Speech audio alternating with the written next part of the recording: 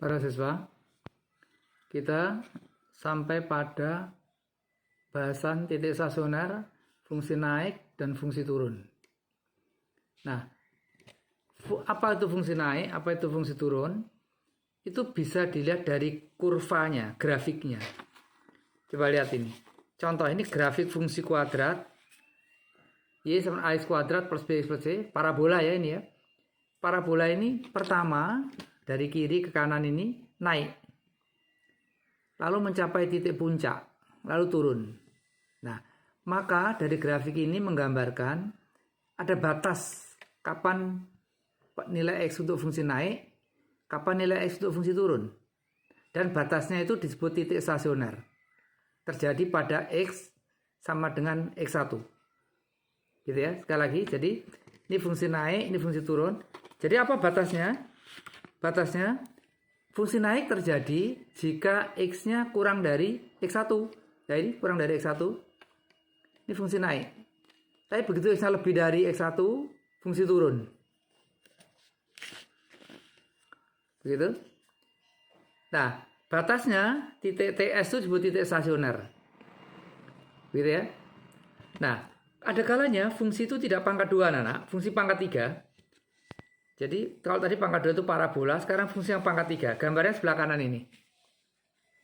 Nah, inilah fungsi yang grafiknya lengkung 2 kali. Ini fungsi pangkat 3. Jadi dia fungsinya menurun, naik, turun. Nah, fungsi pangkat 3 seperti ini, cara mencari batasnya, lihat gambarnya ini. Ini fungsi turun sampai batas X1. Begitu X1 ke kanan, fungsinya naik lagi, menanjak. Batas T2, fungsinya menurun lagi.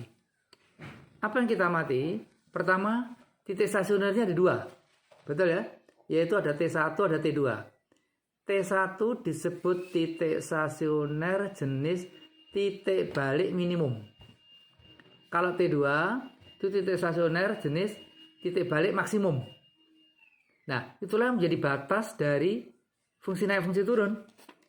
Maka sekarang jawabnya, kapan batas fungsi naik? Fungsi naik ialah ini, fungsi naik jika X-nya terletak di antara X1 dan X2. Maka dikatakan fungsi naik terjadi jika X1 kurang dari X, kurang dari X2. Atau X-nya terletak di antara nilai X1 dan nilai X2.